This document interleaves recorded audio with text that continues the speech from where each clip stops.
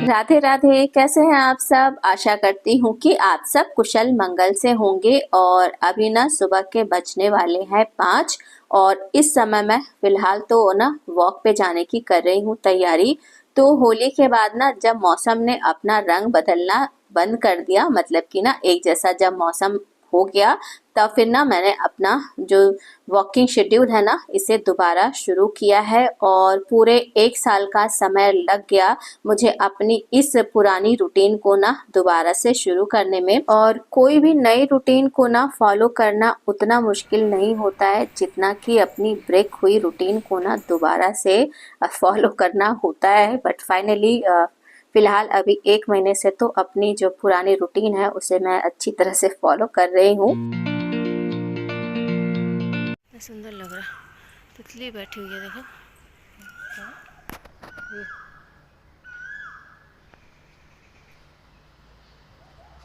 और वॉक करते करते जब थोड़ा सा उजाला हो गया ना, तो इधर जो चांदनी का पेड़ लगा हुआ है यहाँ पे तितली दिख गई। तो मैंने कहा लाओ थोड़ी सी इसकी भी क्लिप बना ली जाए, और देखने में बड़ा अच्छा लग रहा था। और अभी तो फिलहाल एक ही तितली है, सुंदर लग रही। तितलियां भी ना बहुत ही सुंदर सुंदर सी होती हैं, बहुत मुझे अच्छी लगती हैं देखने में। लेकिन अब ये सब चीज़ें ना बहुत कम हो गई हैं, मतलब बहुत कम दिखती हैं। और रंग बिरंगी तितलियों की तरह ही ना हम सब की प्यारी छोटी और नन्ही सी गौरैया भी ना अब देखने को ही नहीं मिलती है। और एक समय ऐसा भी था जब हर घर में ना गौरैया का घोंसला हुआ करता था। और अब तो घोंसले की बात क्या करूं, गौरैया ही नहीं देखने को मिलती है। और मुझे ऐसा लगता है ना कि हमारे आंगन विहीन घरों की ही वजह से ना हमारी गौरैया बेघर हुई। और जब कोई बेघर हो जाता है तो कब तक जो है जिंदा रहेगा, सरवाइव करेगा। तो फिलहाल अब तो उसका जो है साथ छूट ही गया है। बहुत कम जगहों पे ही अब मुझे लगता है गौरैया बची हैं या देखने को मिलती हैं। लास्ट टाइम तो मैंने कब देखा है मुझे याद भी नहीं है। शुरू शुरू में ना इस फ्लैट में मैं आई थी तो अगल बगल ना काफी ग्रीनरी थी, काफी बड़े बड़े घने घने पेड़ थे। तो मुझे लगा ना कि हो सकता है शायद ना इसमें गौरैया रहती हो। तो शुरू में ना मैंने काफी दिनों तक दाना और पानी रखा, लेकिन गौरैया क्या, किसी भी चिड़िया के दर्शन नहीं हुए। बस दर्शन हुए ना तो झुंड के झुंड कबूतरों के। फिर जो है धीरे धीरे काम में बिजी हो गई तो ये सब भी जो है छोड़ दिया। तो अभी ना तितली और गौरैया को छोड़ करके ना अब मैं अपने प्रेजेंट ब्लॉग में आ जाती हूँ। तो वॉक करके आने के बाद ना थोड़ा सा रेस्ट किया। रेस्ट करने के बाद ना पानी पिया, क्योंकि बहुत प्यास लग जाती है आजकल। वैसे ही लगती है, वॉक वगैरह करके आओ या एक्सरसाइज करके तो कुछ ज़्यादा ही प्यास लगती है। इसके बाद किचन में दूध दही भी रखा हुआ था ना बाहर ही, तो सबको फ्रिज में रखा। और अब जो है आ गई थी इधर बालकनी में। ये जो रात में मैंने सब कपड़े डाले थे तो ये सारे ही सूख गए हैं, तो इनको ना उतार करके जो है मैंने यहाँ पे चेयर पे रख दिया। और अभी इस समय मैंने ना कोई कपड़े नहीं धुले हैं, तो अभी फैलाने के लिए कुछ है ही नहीं। तब तक मैंने सोचा कि लाओ ये जो कपड़े जो सूख गए हैं जिनको हटाया है इनको भी ना लगे हाथ फोल्ड करके रख दूं, तो ये काम जो है ना खत्म हो जाएगा मेरा। सुबह वॉक करके जब घर वापस आती हूँ ना, तो थोड़ी देर रेस्ट करने के बाद मेरे पास जो है 1 घंटा एक्स्ट्रा टाइम रहता है। और इस 1 घंटे एक्स्ट्रा टाइम का ना कोई निश्चित यूज नहीं है, मतलब इस 1 घंटे में कुछ भी काम मैं कर सकती हूँ जिस काम की आवश्यकता हो। जैसे कभी कभी यूट्यूब का काम ना मेरा बचा रहता है तो उस काम को निपटा लेती हूँ, या फिर घर गृहस्थी के जो काम बचे रहते हैं जैसे आज ये कपड़ों वगैरह का जो सारा बाजार है ना उसे मैंने इस समय ही निपटा दिया है। तो इसी तरीके के जो एक्स्ट्रा काम होते हैं ना ज़रूरत के हिसाब वाले, उनको मैं कंप्लीट करती हूँ। और सुबह ना 1 घंटे चाहूँ तो मैं शावर ले करके पूजा वगैरह भी कर सकती हूँ, लेकिन मैं ना सुबह का टाइम जो है अवॉइड करती हूँ। क्योंकि सुबह ना अभी जब मौसम चेंज होगा या ठंड आएगी तो उस समय तो मैं सुबह नहीं पूजा कर पाऊंगी। तो ये जो 9:30 से 10:30 बजे का समय है ना, ये बिल्कुल सही समय है। मतलब जाड़ा गर्मी बरसात हर सीजन में ना आप जो है इस समय में पूजा कर सकते हैं। और मुझे ऐसा लगता है ना कि पूजा पाठ का जो समय है ना वो एक निश्चित होना चाहिए। ऐसा नहीं है कि एक दिन 6 बजे पूजा कर ली, एक दिन 12 बजे की, फिर 10 बजे की, फिर 6 बजे की। ऐसा नहीं होना चाहिए। तो इस वजह से ना मैंने जो पूजा का टाइम है वो ऐसे ही रखा है, उसमें कोई भी बदलाव नहीं किया है।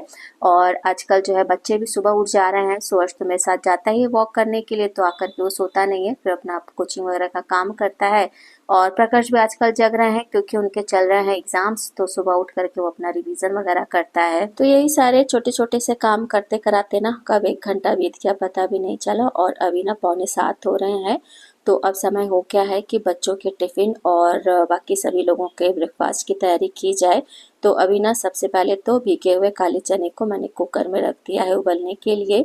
इसके बाद डिश वॉशर में से ना 2-4 बर्तन जिनकी मुझे आवश्यकता थी उनको निकाल लिया है। और निकालने के बाद सबसे पहले तो ना पैन में और केतली में 2 जगहों पे मैंने अलग अलग दूध जो है निकाला है, क्योंकि बच्चे ना आजकल चाय नहीं पीते हैं, उनको सुबह पीनी रहती है कॉफ़ी। तो केतली में जो दूध निकाला है ना इसकी बननी है कॉफ़ी, और पैन में जो दूध निकाला है इसकी बनानी है चाय।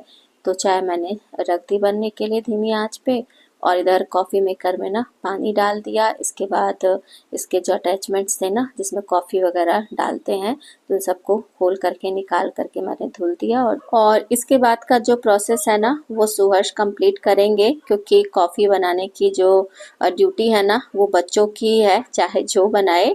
अब कॉफ़ी मेकर रखा है, इसके बाद भी मैं ही कॉफ़ी बनाऊँ तो ये अच्छी बात नहीं है। और इस कॉफ़ी मेकर की बात करूँ ना तो काफ़ी अच्छा कॉफ़ी मेकर है, मतलब यूज़फुल है, घर में रखने लायक है। बस यही है ना कि इसमें केवल 4 कप कॉफ़ी ही बनती है। तो अगर कभी 7-8 कप बनाना हो कॉफ़ी ना तो थोड़ा सा मुश्किल काम हो जाता है। खैर बन तो जाती ही है, ऐसा नहीं है, लेकिन थोड़ा सा तामझाम ज़्यादा करना पड़ता है। तो जितनी देर में सुहर्ष की कॉफ़ी बनी ना उतनी देर में मैंने पराठों के लिए आटा भी सान लिया, और अब बस ना बच्चों के लिए मैं पराठे सेक दूंगी। तो ब्रेकफास्ट ना 2 अलग अलग बनेगा। बच्चों के लिए तो बना रही हूँ आलू का पराठा, लेकिन अपने और इनके लिए ना बनाऊंगी चने की घुगनी। अभी जो चना उबाल करके रखा है मैंने उसी का, तो वो तो भी बाद में बनाऊंगी, पहले बच्चों को जो है ब्रेकफास्ट वगैरह दे दूँ।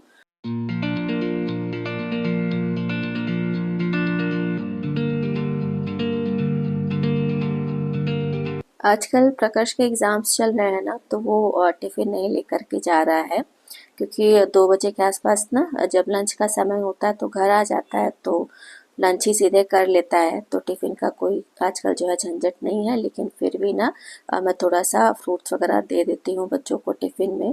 सुअर्स तो टिफ़िन में खैर फ्रूट्स ही लेकर के जाता है, उसे जो है पूरी पराठा नहीं ले जाना रहता है, क्योंकि वो भी लंच के टाइम पर घर ही आ जाता है, तो कोई फ़ायदा नहीं है ले जाने का। तो अभी ना ब्रेकफास्ट करने के बाद प्रकाश जा रहा है, इसकी बस 8 बजे आ जाती है।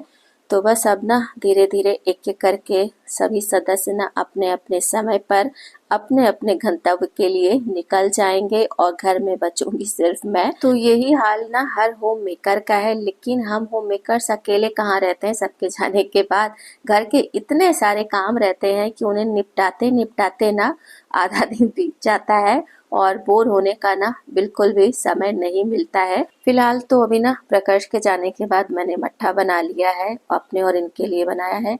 तो इनका मट्ठा तो मैं फ्रिज में रख दूंगी, अभी ये सो रहे हैं और मैं अभी अपना पी लूंगी। और इसके बाद अब ना समय है 8:15 बजने वाली है, तो अब जाऊंगी मैं सुहर्ष को छोड़ने। और ये जो छोड़ने वाली ड्यूटी है ना इसे मैंने जान की नहीं छोड़ा है, क्योंकि कम से कम ना इसी बहाने मैं थोड़ा सा बाहर निकलती रहूंगी। और अगर एक बार ना घर के अंदर रहने की आदत पड़ गई तो बाहर भी निकलना जो है ना बिल्कुल भी अच्छा नहीं लगेगा। और मुझे ऐसा लगता है ना कि थोड़ा बहुत बाहर जो है हमें ज़रूर निकलना चाहिए, चाहे सब्जी लेने ही जाना हो, कुछ सामान ही लेने जाना हो, टहलने ही जाना हो, लेकिन ज़रूर निकलना चाहिए। क्योंकि बाहर निकलना ना कहीं हमारे लिए मेडिकेशन का काम करता है, हमारा मूड थोड़ा अच्छा रहता है।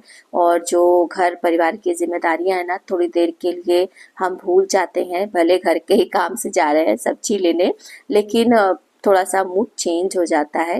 ऐसा फिलहाल मुझे लगता है, मैंने ये चीज़ें महसूस भी की हैं। फिलहाल तो अभी ना घूम करके मूड फ्रेश करके वापस घर आ गई, और घर आ करके ना सबसे पहले मैंने मशीन में कपड़े लगाए हैं, और इसके बाद ये जो कंटेनर था ना जिसमें सोप रखती थी ये खाली हो गया था, तो इसमें मैंने सोप भी पलट करके रख दिया है।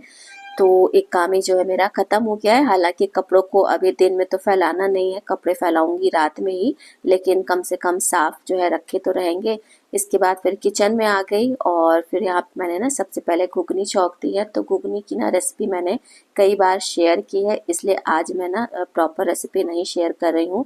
फिलहाल तो अभी ना तेल में हींग, जीरा, प्याज, लहसुन, हल्दी, नमक सारी चीज़ें डाल करके इसे मैंने रख दिया धीमी आंच पे पकने के लिए। और इसी के साथ ही साथ ना लगे हाथ में किचन की और जो काम है ना वो भी समेटते चलूँगी, क्योंकि 10 बजे तक ना मुझे ये सारे काम कंप्लीट करने हैं। मतलब मेड के आने से पहले, मेड जब आ जाती है ना तो थोड़ा सा फिर मेड वगैरह को भी देखना पड़ता है, काम बताना पड़ता है। तो सबसे पहले ना डिश वॉशर को खाली किया, मतलब जो धुल करके बर्तन इसमें रखे हुए थे उन्हें मैंने कैबिनेट में लगाया। इसके बाद जूठे बर्तनों को फिर से मैंने न जो है डिश वॉशर में लगा दिया। और इसके बाद जितने भी हाथ से धुलने वाले बर्तन थे ना, जैसे चकला, बेलन, तवा, तो इन सबको ना मैंने हाथ से धुल दिया। तो इतना सारा काम जब तक किया ना उतनी देर में जो प्याज रखी थी पकने के लिए वो भी पक गई। तो कुकर का ढक्कन खोल करके फिर इसमें मैंने ना उबला हुआ चना, कुटा हुआ लहसुन और धनिया डाल करके अच्छे से मिक्स करके दोबारा इसे रख दिया धीमी आंच पे पकने के लिए। और लगे हाथ ना इधर का गैस स्टोव भी ना साफ कर दिया। साफ करने के बाद ही चाय भी रख दी थी बनने के लिए, क्योंकि अब इनके भी ना ऑफिस जाने का समय हो गया है। तो चाय छान करके इनको जो है नाश्ता मैंने दे दिया और साथ ही अपने लिए भी चाय बनाई है, क्योंकि अभी तक सुबह से चाय नहीं पीती। तो चाय पीने के साथ ही साथ ना ये पर्दे धुल के रखे हुए हैं तो इन्हें फैला दूंगी अभी मैं। 1-1.5 घंटे में सूख जाएगा तो हटा दूंगी। और ब्रेकफास्ट करने के बाद ना ये भी ऑफिस चले गए और इनके ऑफिस जाने के बाद फिर मैंने ना शावर वगैरह लिया। उतनी देर में मेड भी आ गई।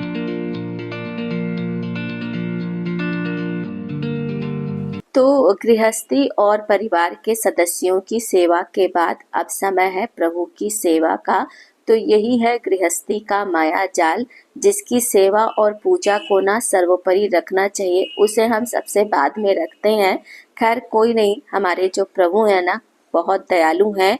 और मैंने सुन रखा है कि हम गृहस्थियों के ऊपर ना हमारे प्रभु की कुछ विशेष कृपा रहती है। अब इस बात में कितनी सत्यता है ना ये तो मुझे नहीं पता है, लेकिन हाँ जब भी पूजा करती हूँ तो अपने प्रभु से ना क्षमा याचना जरूर कर लेती हूँ कि उनकी पूजा ना मैं सबसे बाद में करती हूँ। अब क्या किया जा सकता है, गृहस्थी का माया जाल ही ऐसा है। उन्होंने ही तो ना इस माया जाल में सबको डाल रखा है। फिलहाल तो अभी ना भगवान की भी पूजा पाठ सेवा सब कुछ हो चुकी है और अब करूँगी ना अपने पेट पूजा की तैयारी। लेकिन उससे पहले ना आज का ब्लॉग मैं यहीं पर एंड करूँगी। ब्लॉग अगर अच्छा लगा हो तो प्लीज़ वीडियो को लाइक और चैनल को सब्सक्राइब करना ना भूलिएगा। मिलते हैं अगले ब्लॉग में, तब तक के लिए जय श्री कृष्ण।